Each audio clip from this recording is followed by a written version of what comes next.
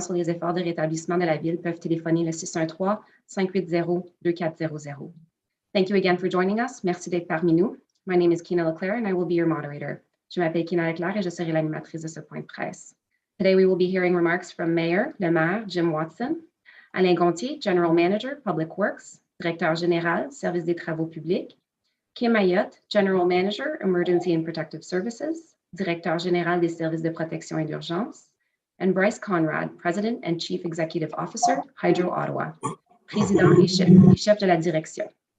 We also, as usual, have additional city staff from Ottawa Public Health and the Ottawa Police Service, available to answer questions following remarks. At this time, I'd like to invite His Worship, Jim Watson, Mayor of the City of Ottawa, to say a few words. Go ahead, Mr. Mayor.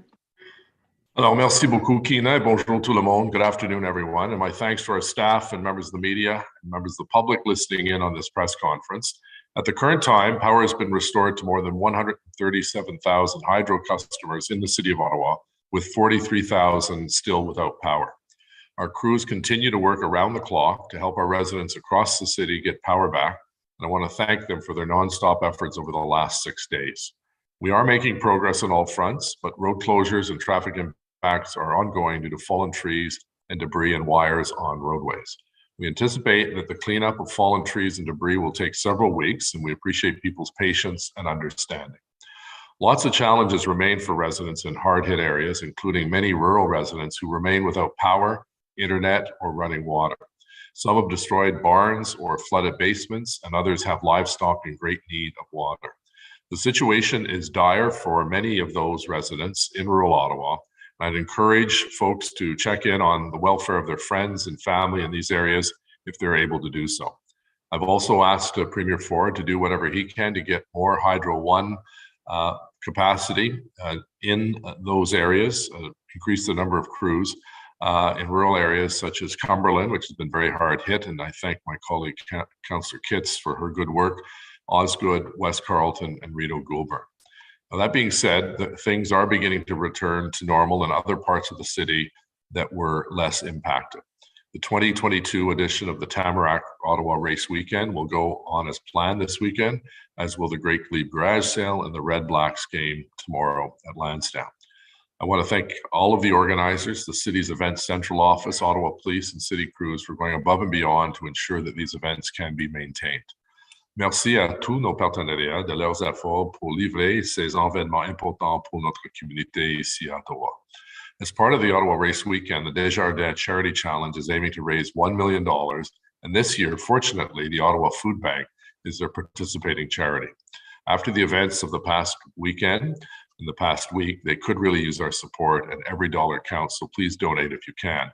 I spoke with the CEO of the Ottawa Food Bank, and while they always appreciate food being donated, money at this point goes a lot farther in terms of gift cards that can be given to individuals. The city, as you know, is also offering emergency financial food aid for residents who are in need because of the power outages.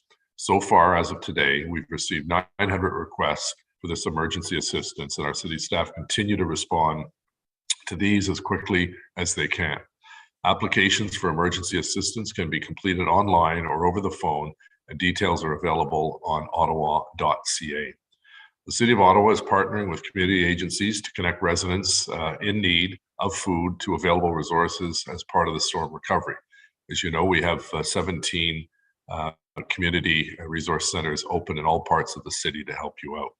Many generous community groups have stepped up to help in their neighborhoods in need. For example, impacted residents can now go to the Metropolitan Bible Church on Prince of Wales near Hunt Club if they're in need of a shower or food. My colleague, Councillor Eglai, has asked that we get this message out. It's the Metropolitan Bible Church. They're at 2176 Prince of Wales Drive. Yesterday, I had the opportunity to visit an Anglican church on Maryville and a mosque in Ottawa South, which have both opened their doors and their hearts to residents in need by providing hot meals and fellowship. Nous sommes reconnaissants pour l'appui de ces partenariats communautaires qui répondent à l'appel. We still have an urgent need for more support from those who can help emergency meal providers like the Mission and the Salvation Army and we are encouraging those who can to please donate money rather than food to the food bank as they continue to deal with power supply issues. They are expecting a significant uptake in the needs over the next few weeks, as many vulnerable people need to replace lost food from the storm. Residents in need can also call 211 for information on government and local community-based health and social services, including food resources such as Meals on Wheels. Residents can also check the city's website for information on the many emergency reception centers that have been open to help residents. Locations and hours are subject to change based on community needs, so please visit ottawa.ca/storm recovery for more information. Visitez ottawa.ca/après la tempête pour plus d'informations. Again, I want to commend our city staff for the exceptional job that they've done helping to support residents over the last few days. Merci à vous tous pour vos efforts incroyables depuis samedi après-midi. I also want to thank our Hydro Ottawa and Hydro One crews, as well as members of the electrical authorities from around the country, now from North America, who have come to help as they continue to work nonstop to restore power across the city. I'll now hand things over to Alain Gauthier, the General Manager of Public Works, to provide further updates. Merci. Thank you, Alain. Merci, Monsieur le Maire. Good afternoon, everyone. Bonjour tout le monde. As many of you are probably following the weather, we are expecting some rain that's already started and continuing tomorrow, potentially into Saturday. I can assure you that our crews in terms of public works and our partners will continue to be out there, continue to focus on restoring the transportation system, finalizing our collection of the food waste, and also the massive effort that's underway right now in terms of collecting all of the debris. Each day we have had over 600 public works boots on the ground, and they're also expected to continue to work overtime through the weekend. Au courant des derniers jours et aujourd'hui inclusivement, on a au-dessus de 600 employés de la Direction générale des travaux publics qui ont été redéployés pour appuyer les priorités au niveau de rétablir le système de transport, la collecte des matières organiques et aussi l'enlèvement des débris. So as Mr. Mayor indicated, in addition to the cleanup efforts that's underway, we also have major events on the weekend, the Red Blacks on Friday, Glebe Garage Sale on Saturday, and then the well-attended race weekend. All of these events require public works support, so our crews and our teams are going to be very busy through the weekend. So in terms of focusing on the update in terms of the transportation network, we're making very good progress with the assistance of our partners at Hydro Ottawa, and a big kudos to the Hydro team. The work that they've been doing has been nothing short of impressive. We are now down to 75. Yesterday, I reported that we were down to 75 intersections that were still not operational. That has been whittled down to 54. Of those 54, 4 we cannot access yet. They're mainly along Merivale Road. We're working closely with our hydro partners to be able to ensure that those areas are safe to be able to access. As soon as they are, we're going to be able to restore those intersections. About half of the intersections that remain that are not operational because of lack of power, we are actually providing standby generators on a temporary basis during peak hours. And we're expecting that within the next day or so, as we restore power to a lot of the intersections, we'll be able to manage the gap of those that don't have power with our standby generator capacity. In terms of the second priority related to collecting food waste, I can say that that's been a very successful undertaking. We have had the green bin collection blitz over the last couple of days. We've collected over 33 tons of waste, organic waste. That's the equivalent of 3 buses. We've also collected a lot of waste through the 15 bins that have been dispersed across the city that I reported on yesterday. I'm not going to go through the 15 locations again. They're on the website, and they certainly have been well covered on social media. Those bins will be removed on Saturday. By Saturday, basically, all the green bin collection will have been completed, and we're going to be back into our regular collection cycle. In terms of curbside collection continues with a focus on green bin, garbage, recycling, and also leaf and yard. The leaf and yard, because of the rain, we're focusing more on collecting bags. So anything that deals with tree debris, we ask residents to just leave them aside. We will be back to pick them up. It'll take us longer than the usual cycle, but we will be back to collect them. And again, just a reminder to try to keep materials separated. So anything that deals with trees, branches, to leave those separate from other garbage materials, fence sections, wood, patio furniture that's been damaged, all that, because they're going through separate processing facilities. Au niveau de la collecte en bordure de rue, la priorité demeure les bacs verts, les poubelles, le recyclage et aussi les matières organiques, surtout ceux qui sont dans des sacs. Au niveau des broussailles, on demande de les garder séparément et nous allons faire une collecte un peu plus tard pour ces matériaux. On essaie vraiment de concentrer sur les matières organiques à ce point-ci. The last priority and the one that really is becoming more the focus is on the removal of trees, branches, brushes, and debris. This is as I indicated yesterday, this is a massive undertaking that's underway, and it's not a one size fits all. Depending on, we are scaling basically our operations depending on the level of damage that we're seeing in the community. So in the 4 hardest hit community of Cumberland, Knoxdale, Maryville, River, and Stittsville, you will see operations with a lot of heavy equipment to look after the cleanup.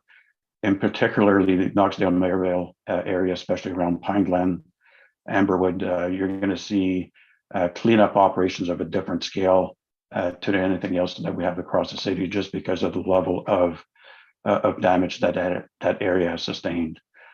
We also have other areas where we have staff that are collecting waste that can be done more manually, and we're also identifying areas for the volunteers to be able to assist with their collection. So we're working with the EOC with our volunteer programs, and we'll also have opportunities for them to be able to assist us through the collection. Donc, au cours des prochains jours, vous allez voir vraiment les travaux au niveau de la collecte des débris prendre une différente ampleur. Ce n'est pas la même échelle pour tous les secteurs de la ville. Vraiment, les opérations sont axées sur l'ampleur des dommages et des débris qu'on a besoin de ramasser. Ces travaux sont, lorsqu'on travaille alentour de l'équipement lourd, sont dangereux, et on demande aux résidents de vraiment garder leur distance. In the areas that are most impacted by damage, we will have a lot of heavy equipment. These are dangerous operations, so we do ask residents to please keep a safe distance. We really appreciate everyone's patience. The community has been extremely supportive. I know that the community has been sending a lot of kudos in person through social media. I can assure you that really is uplifting for our staff. Our staff in public works and our partners have been working long hours. The work is not done. They're tired. There are also a lot of them going through the same challenges as other people in the community in terms of not being without power and suffering loss, but we're here to serve our community. So a big thank you to the community.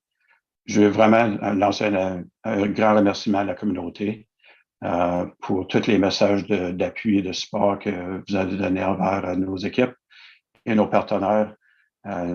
C'est quelque chose qui vraiment qui remonte le moral des équipes. Le personnel est fatigué, c'est des longues heures, il y a encore beaucoup de travail à faire, mais tous les messages positifs sont vraiment bien reçus.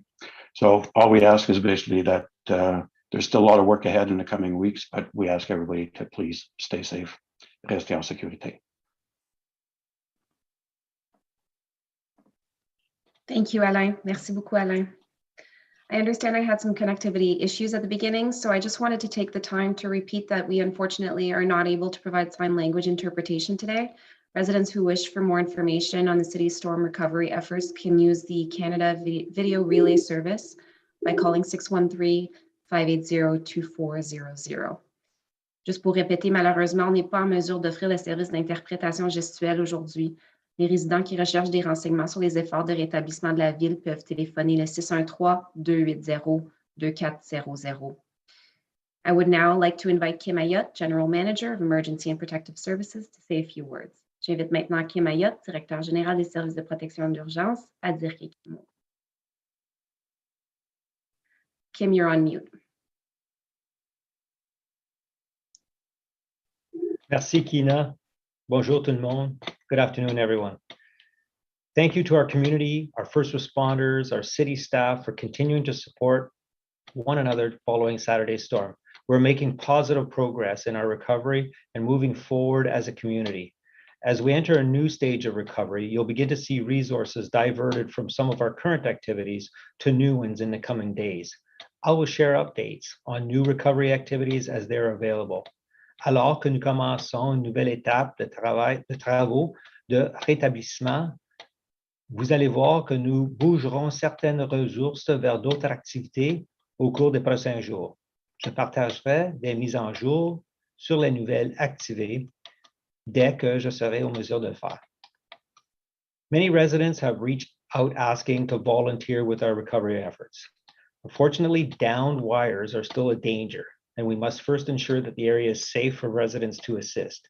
In the coming days, however, the Emergency Operations Center, in partnership with community agencies, will launch a volunteer program for residents interested in helping recovery efforts in their community and for those in need.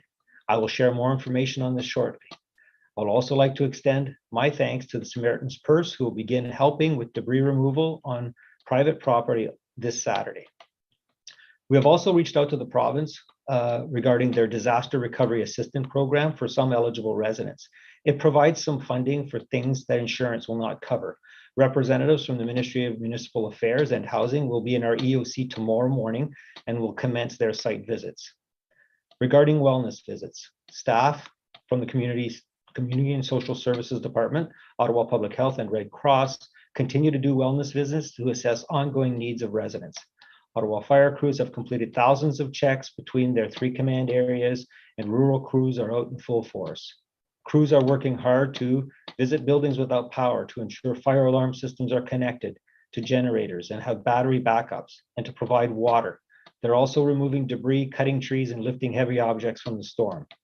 For those still without power, I would also like to reiterate, use flashlights and battery-powered lamps instead of candles. If you must use candles, use proper candle holders and never leave lit candles unattended. If you continue to use portable generators, do not operate inside, including your garage. Carbon monoxide is a deadly, colorless, odorless gas. We don't need anybody injured. Regarding emergency reception centers, we are seeing fewer visits to our emergency reception centers, which is a good trend in the right direction. However, for those who still need access and support, they're operating today and tomorrow.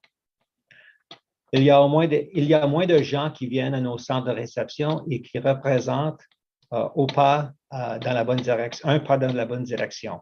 Ces centres vont rester ouverts aujourd'hui et demain pour les personnes qui ont toujours besoin de soutien. Today, we expect community partners to deliver over 10,000 meals to some of our centers. Those centers are open from 10 a.m. to 10 p.m. We'll share the weekend schedule tomorrow. The full list of emergency centers and where to find food and water is at the Storm Recovery webpage. You'll find that at ottawa.ca/storm recovery. La liste complète des centres d'urgence et des endroits de trouver la nourriture et de l'eau sur la page web Rétablissement après la tempête. Vous trouverez cette page à l'adresse ottawa.ca/public après la tempête. I understand some residents still have limited access to internet or cellular phones. Please continue to monitor local radio when you're able. They have been doing an excellent job sharing the city's storm recovery information. Thank you and stay safe. Thank you very much, Kim. Our final speaker speaker today is Bryce Conrad, President and Chief Executive Officer of Hydro Ottawa. Finalement, je vais inviter Bryce Conrad, président et chef de la direction de Hydro Ottawa, à nous dire quelques mots. Bryce, go ahead. Good afternoon. I'll skip with the platitudes today, as I know that you and our customers are looking for some simple facts and answers. At present, as the mayor said, we've restored power to over 137,000 customers. We have 43,000 customers left to restore. A few additional comments, if I may. First, I fundamentally believe that there's a lack of appreciation for just how devastating this storm was. From Windsor through Toronto and Peterborough and Ottawa and into Quebec, this storm was unlike anything any of us have ever seen or dealt with before. There were fatalities and a significant number of injuries, not to mention the incredible damage to properties. This was not a typical ice storm or windstorm that knocks down a few poles and where 15 to 20,000 people lose power for a few hours. That is an inconvenience in the grand scheme of things. Let me assure you as well that no one builds infrastructure to withstand 190 km/h winds. Ottawa and Uxbridge were the hardest hit communities, as the mayor said. The cleanup will continue for weeks. Second point, the damage to our distribution system is simply beyond comparison. Early on, I said it was worse than both the tornadoes in 2018 and the ice storm in 98. What I can say now is that it is anywhere from 4 to 5 times worse than the tornadoes. Earlier this week, we said that we had over 225 poles that were down and needed to be replaced. We're now at over 300 and counting. Crews are continuing to work around the clock, and it is our sincere hope, weather permitting, that we will have the bulk of our power system up and running by tomorrow night. The bulk of our power system is the key phrase. I don't expect any of you to understand the inner mechanics of our system, but think of it like our own road network. We will have the large arterial roads open for power, and we will have power running to most, if not all, of our communities. But there will be roads and cul-de-sacs here and there where the power is interrupted because of trees or damage to conductors or other debris. As an example, last night we flowed power to an area that we expected to pick up 1,500 customers. In reality, we picked up 1,200. The remaining 300 were impacted by trees, debris, or damage that we did not see. Those small isolated customers will take additional time to reconnect. The good news is that we have the resources necessary to deploy to those areas as we complete restoration efforts elsewhere. Getting down to the residential area level, as I noted yesterday, we fully expect to find a significant number of houses that have sustained damage to their electrical equipment. That equipment needs to be repaired before we can re-energize a house. We have worked with the Electrical Safety Authority to have inspectors working with our crews to isolate and reconnect when the repair work is done. We will be providing counselors in the city with a simple, straightforward fact sheet as to what is required in the process. Our goal is to make this as easy and as simple as possible for the homeowners that have already been traumatized by the storm and the outage. We're also getting a lot of comments from people saying that they're not seeing our trucks in specific areas. Please understand, just because you do not see a truck doesn't mean that your area is not being worked on. Our system is highly automated and managed centrally. A lot of the switching work is done by our system office and does not involve trucks or crews being on site. Where you will see our crews is where we have large-scale construction activities underway. Maryville, Woodruff, and Greenbank as an example. And again, I would simply ask that you give the crews the space that they need to work safely and securely. They are working under very trying and difficult circumstances, and their safety and yours is paramount. At this point, we're also in a position to provide some additional information to our customers with respect to the work today and plans. And please note, this is an incredibly dynamic process. Depending on the weather, additional damage found, and other emergency requirements, we are hoping to be able to re-energize all or part of the following communities today. Bel Air Heights in the Iris area, north of Baseline, east of Woodruff, and southwest of Maitland, and south of the 417. The Overbrook area, the village of Richmond, significant in the remaining significant parts of Alta Vista, the Colonnade area in Prince of Wales near Colonnade, and Maryville Road, south of Hunt Club and north of Slack. Please note, this is by no means an exhaustive list. This is simply in keeping with the commitment that I made yesterday, which was to provide community level information as soon as I could. There will absolutely be other pockets and communities where re-energization will be attempted. And again, even where these areas are energized, there will be residents that are not repowered because of what I noted earlier, namely the damage or trees on line or other debris. I'd simply like to finish by thanking our customers for their ongoing patience and support. We know you're counting on us, and we will not waver until the work is complete. And I want to take the opportunity to thank the men and women at Hydro Ottawa, our contractors and utilities that have responded to our ask for help. They have been working around the clock for days now, They're tired, stressed, and frustrated that they're not making this happen faster. They're an inspirational crew, and it is my privilege and honor to simply be part of that team. Thank you very much. Thank you very much, Bryce. I'll now invite each media agency to ask their question. You may ask one question with one follow-up. J'invite maintenant chaque organisme à poser une question et une question de suivi. We will now begin with David Fraser at CBC Ottawa. Hi there, thanks. This question for Hydro Ottawa. We've heard in previous weather events that communication with those affected will improve, and we are continuing to hear complaints about the communication from Hydro Ottawa in this situation in terms of updating people. What confidence can we have that next time there's a significant weather event like this, customers will be adequately updated? Let me just state by saying I hope there is no more events like this. Look, the system is built, we're trying our best to sort of manage the communications. Our outage management system, which is the MAP, which everyone has talked about ad nauseum, that MAP works in a normal circumstance when you have normal outages or even larger outages. It doesn't work when your whole system has been collapsed. So I think you have to appreciate that this is different. And as I said, this is a storm unlike anything we've ever seen before. So in a normal circumstance, when someone calls in, they report that their power is out, it gets put up on the map, everything is good. In this instance, people are saying, hey, it shows me I'm powered up, but I don't have power, so I'm calling back in. Every time someone calls in, it triggers a work ticket. So it got overwhelming from our perspective, and to the point where we simply said, we need to focus on the prioritization has to be restoration. So we are communicating via social media. We are putting messaging out to our shareholder and the councillors on a daily basis. We're in touch with as many people as we can. Appreciate that it's never enough, but it is where we are. And the last thing I wanted to do was put out information that was in any way misleading. So there would be nothing as frustrating as me saying your power will be on by 2 o'clock and missing the 2 o'clock deadline. And at this point, given the dynamic nature of the system, I simply wasn't in a position to comment as to when we would have that power restored. So I can appreciate the hope for this event, an event like this not happening again, but that's not what we're told. We're told from experts that we should be expecting more events like this. So as you look forward, what will you do to commit to improving so that the next time this does happen, we aren't in a position like this again when it comes to communications and having the troubles that you described there with the map? Thank you. Sure. No, great question. I'm not, and I don't want to in any way sound defensive. So when this is all over and done and we have everybody restored, we will do a postmortem. We will do a deep dive. We will figure out what worked, what didn't work, and where we need to improve. And obviously communications is going to be one of those areas. I can tell you that right now. So we acknowledge that, and we'll simply try to do better.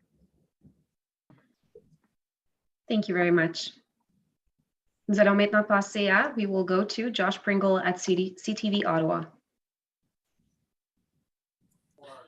Thank you very much. My first question is for Mr. Conrad. You said the goal is to have the system energized by Friday. We had some residents in Stittsville tell us that they're hearing it maybe Tuesday before their power is restored. Any insight into that sort of deadline where it still could be 4 or 5 days before homes have power? Yeah, sorry. And again, I think this goes back to the earlier question about communication. In the absence of us telling people when the power will be restored, you're getting a lot of rumor, innuendo, and conjecture. So no, there's nothing to suggest Tuesday. Will there be pockets of people out of power on Tuesday? Yeah, I explained why. But our goal is to sort of get the bulk system up and running tomorrow. Josh, just could mention, I was talking with my colleague Glenn Gower, who tells me, based on his touring around his community, he knows very well that there are a few dozen people without power. So it's come down substantially from several thousand to a few dozen. So he feels that there's been a fair amount of progress made in the last 24 hours. Thank you. And my second question is, Mayor, earlier in your remarks, you mentioned how things are starting to get back to normal and how there's several events this weekend that will require a lot of resources, as Mr. Gonche noted. Has the city ever thought at any point, and maybe still considering maybe trying to cancel these events or postpone the events because of the devastation in the city and the resources that are required to clean up the city, that maybe it's not the time to divert resources for race weekend, Red Blacks game, and several of the other events happening this weekend? On the Red Blacks games, as you know, there's labor discussions between the players and the owners, so we don't know if that will actually go ahead.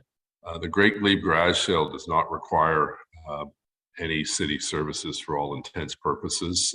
It's pretty well self-contained and it's been running for 30 years.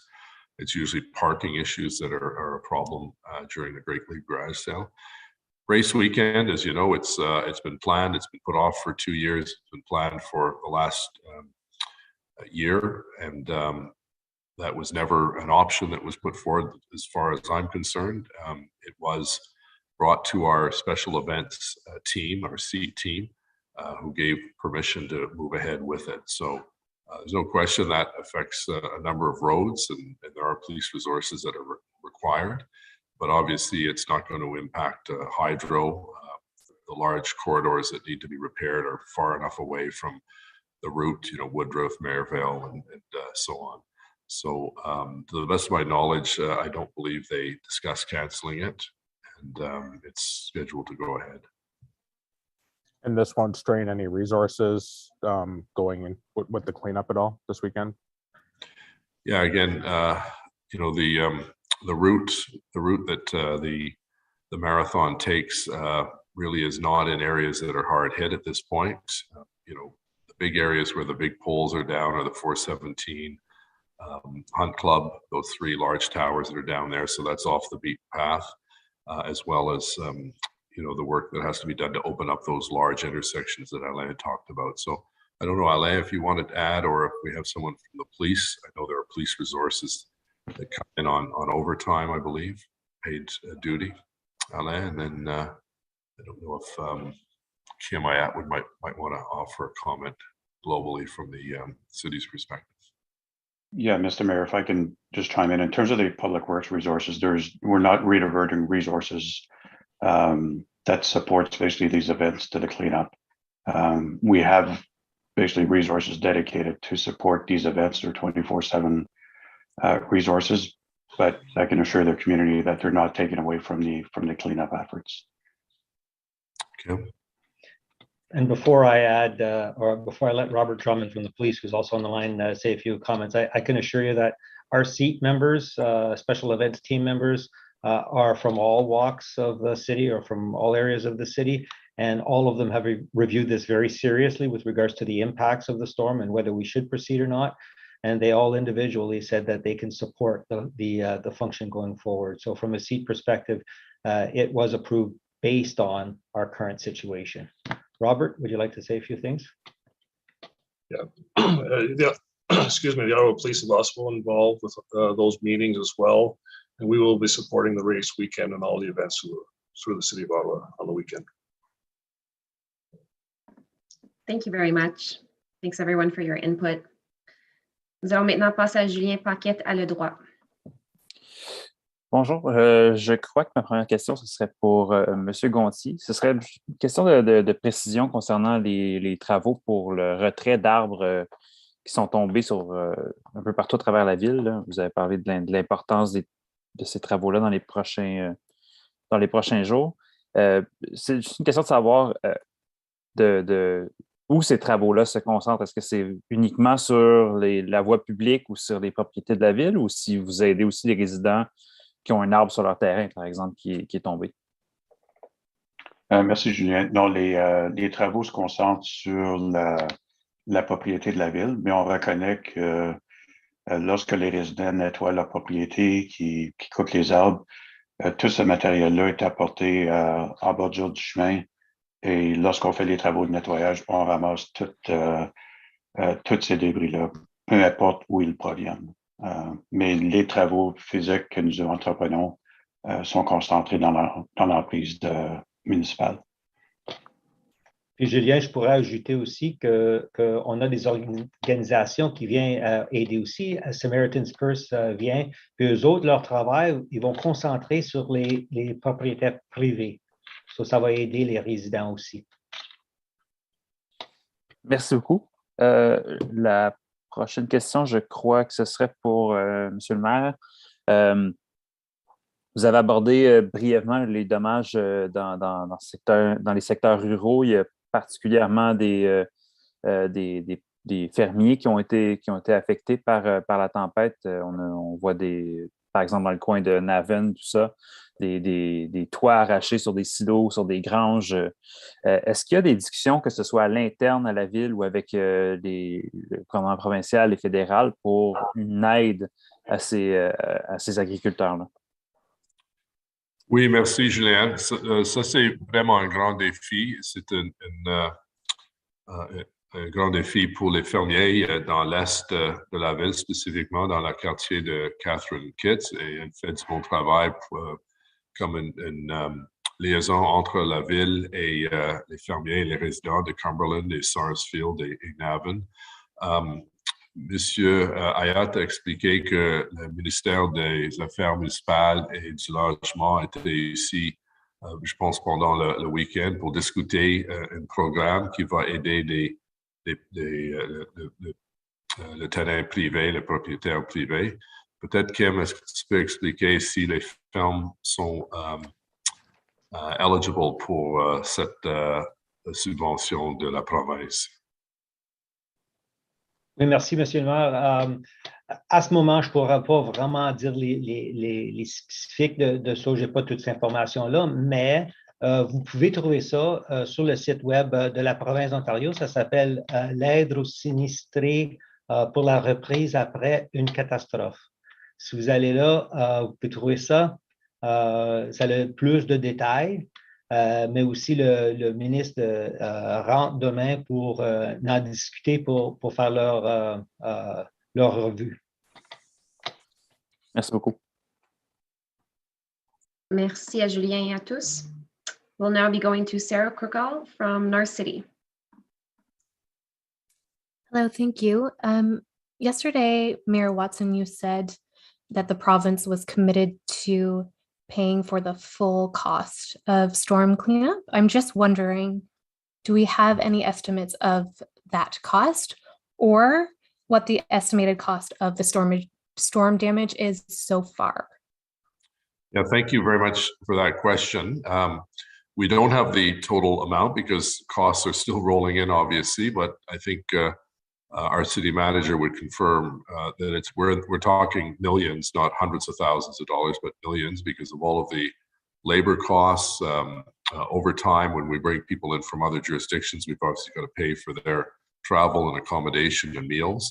So this is a very expensive undertaking, but we don't have a specific number at this stage. We know, for instance, during the convoy occupation, it was about a $36.5 million cost to deal with all of the costs incurred over that 4-week period. So Steve, do you have anything else to add above and beyond? Yeah, I can tell you, Mayor, that, thank you. I can tell you that today our finance people met, including with police and all our different cost centers, and they started discussing. We set up a special cost center to track all costs at police and at our partners and here. And we'll be submitting that invoice, but we don't have a number just yet. It's still way too early to capture all the time that's been put in, the overtime. Over the weekend, people were working 24 hours a day. So, and those slips come in after. So there's a bit of a lag for us to catch up, and we'll have a better idea next week is what I'm estimating. Thank you very much. My second question is the 1.9 million of social services money going to the 20 community organizations. Is that a new fund or is that part of an existing fund? Yeah, I'll ask Donna Gray to comment. Donna Gray, General Manager of Social Services. Yeah, thank you very much. So over the course of that COVID pandemic, the province has been providing us with social service relief funding to help mitigate some of the impacts to particularly those communities hardest hit. And food security has been one of those issues that we've been dealing with. So that funding, this is the last allocation that the city has actually had for that COVID funding. So we had already planned to prioritize food as an area of investment. So that money we've allocated out of that social service relief fund to go towards those areas where they were suffering as a result of COVID, but also now as a result of the storm on top of that. So it's a one-time fund from the provincial government. Thank you. Thank you very much. We'll now be going to Blair Crawford at the Ottawa Citizen. Hi, Sarah just asked the city about the cost, but I want to ask Bryce Conrad if he has an estimate of how much this is costing Hydro. No, not yet. To the same point as Steve made, way too early. I'm still paying crews, so way too early. Okay, thanks. That was the only question. Thanks, Blair. So moving on, we'll go to Mathieu Lapierre at the Ottawa Sun. Hi, also a question for Bryce Conrad. You mentioned yesterday that the weather could cause problems for crews. I'm hearing that winds today are reaching like 40 kilometers an hour, and it looks like rain, maybe thunderstorms tomorrow. Has that had an impact on the power regeneration so far? Not that I've been told. So the crews are working full out. I haven't been told that there's been any impacts. We've been monitoring it, obviously, from safety perspective. So 40 kilometers an hour is still within safe, or 40 kilometers an hour is still within safe operations. So no, obviously lightning, thunder, heavy rains, heavy winds, if that comes, then we'll deal with it too, but nothing right now. And just to follow up on that, I understand that obviously this is, sometimes dangerous work. Are you concerned about crew exhaustion at all? I understand these people have been working for, nonstop for, 5-6 days. I spend my life worrying about these crews and their safety and their ability to go home every night. So yeah, 100%. These guys have been going hard, and they're tired and they're frustrated and they're stressed, and they're dealing with the same nonsense at home that the rest of our customers are with, whether it be outages or tree limbs or all that sort of stuff. So yeah, it's top of mind. But they're professionals. They're doing their job. They're here to support the community, and they'll get it done. Thanks. Thank you very much. Nous allons maintenant passer à Samuel Blais-Gauthier à Radio-Canada. Samuel, est-ce que tu es sur la ligne? Okay, so we will proceed with Charlie Sinak at the Barhaven Independent. Good afternoon. My question also is for Mr. Conrad. And first off, thanks very much for taking time for us today. And I know it's a very busy time for you all. You mentioned at the top of this press conference that some rural areas, Richmond, Manotick comes to mind, have been really negatively impacted whenever it comes to power outages. And I'm wondering if you could tell me a little bit about why that is. To my understanding, at least, a lot of the damage itself hasn't necessarily been in those areas. So is it a case then where those areas of the city are getting their power from places like Woodruff and Maryville? And if that's the case, I know I've seen a ton of comments on social media of people saying, people across the street from me have power, but I don't. Why can't you just send the power over my way too and hook it all up? I know it's not that easy, obviously. So I was hoping you could just give a little bit of an explanation for that, and maybe that will also hopefully stop people from asking you the same question as well. Okay, so I'll unpack that question, Charlie.